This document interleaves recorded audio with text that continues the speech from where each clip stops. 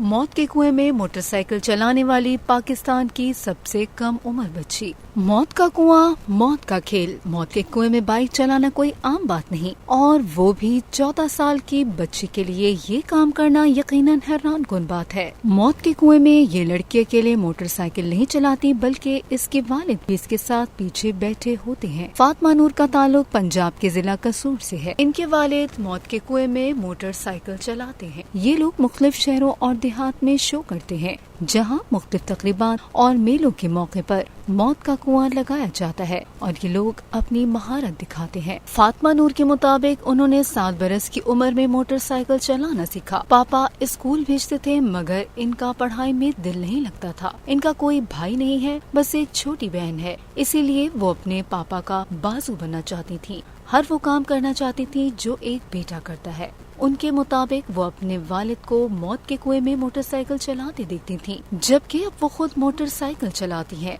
न सिर्फ अकेले बल्कि अपने वालिद को साथ बिठाकर ये खतरनाक काम करती हैं। फातिमा नूर दिन में कई बार मौत के कुएं में मोटरसाइकिल चलाती हैं। अब इसके लिए ये मामूल का काम है, ताहम ये खतरनाक काम जरूर है, क्योंकि जरा सी गलती और बेएहतियाती मौत के मुंह में ले जा सकती है।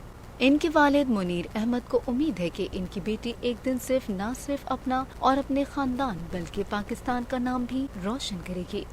ये पाकिस्तान की पहली कम उम्र लड़की होगी जो इस तरह का खतरनाक स्टंट कर सकती है।